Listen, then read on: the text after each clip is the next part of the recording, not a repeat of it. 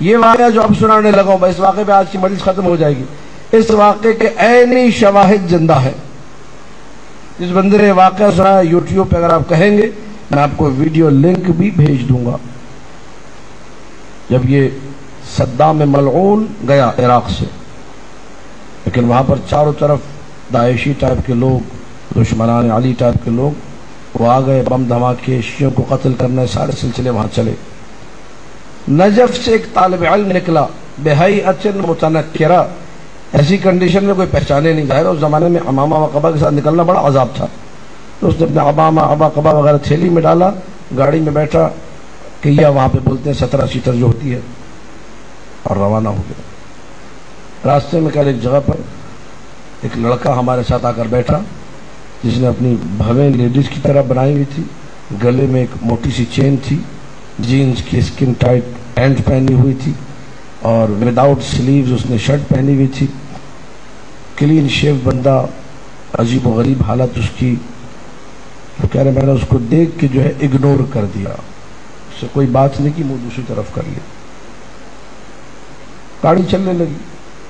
تھوڑی دیر کے بعد لطیفیہ ایک جگہ ہے بغداد کے قریب، لطیفیہ کا چیک پوسٹ آیا سیطرہ، پتہ چلا کہ یہ فوج کا چیک پوسٹ نہیں، یہ داعشیوں کا چیک پوسٹ ہے۔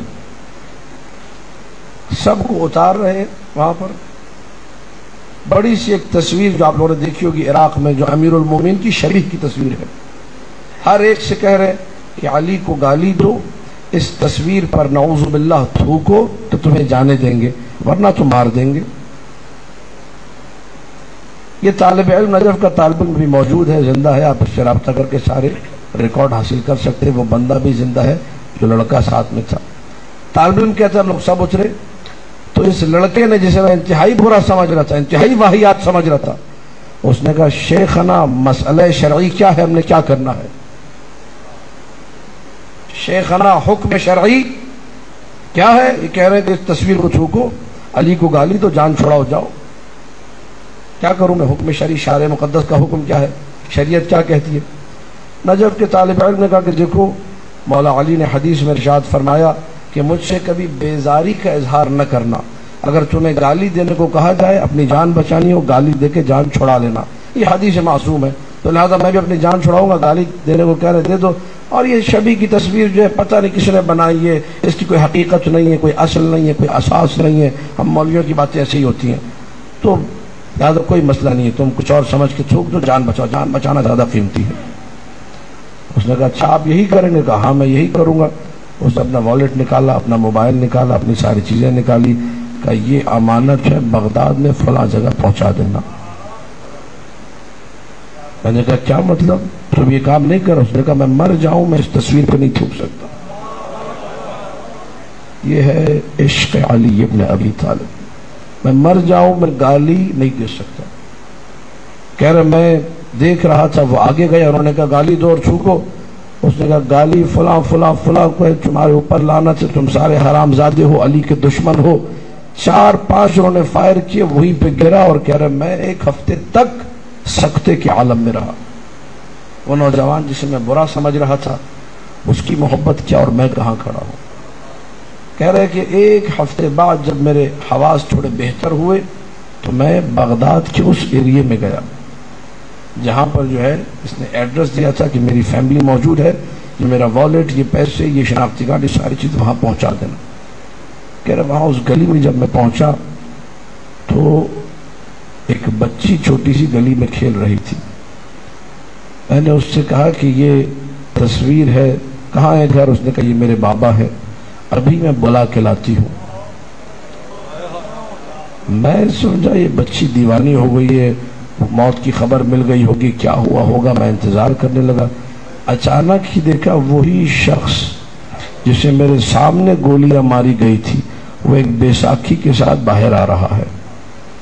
میں نے اس کو دیکھا، اس نے مجھے دیکھا، زارو قطار رو دیا۔ میں نے کہا کیا ہوا؟ اس نے کہا اندر چلو میں تمہیں سناتا ہوں کیا ہوا۔ کہا کہ جب میں نے ان لوگوں سے کہا میں اس تصویر پہ نہیں تھوکوں گا، جب میں نے ان لوگوں سے کہا میں علی کو گالی نہیں دے سکتا، انہوں نے مجھ پہ اندھا دھند فائرنگ کی، اتنے فائر کیے کہ میرے بچنے کے کوئی امکانات نہیں تھے۔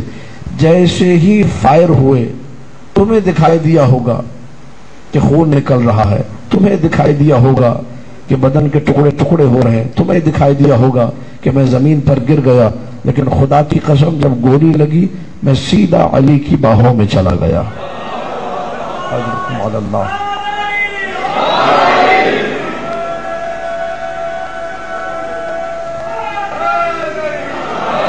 علی، سیدھا علی نے مجھے اپنی باہوں میں لے لیا۔ واپس جانا ہے یا یہی رہنا ہے؟ مولا میں نے یہی رہنا ہے آپ کے پاس۔ کون اس عقیدے، کون اس عشق کی قدر کرے گا اگر آپ اور میں نہیں کریں گے؟ داڑھی کٹا ہے، برا ہے، یہ کیوں تم سے آگے نکل گیا؟ مولا نے کہا نہیں، تم گھر جاؤ، میں چاہتا ہوں یہ معجزہ دنیا والوں کے سامنے آئے۔ یہ کہہ کر مولا نے ان ساری گولیوں پہ ہاتھ پھیرا جہاں جہاں گولیاں لگی تھی، ان کا کوئی اثر باقی نہیں۔ ایک گولی چھوڑ دی، مولا نے کہا یہ اس لیے چھوڑ رہا ہوں تاکہ لوگ جھوٹا نہ کہیں۔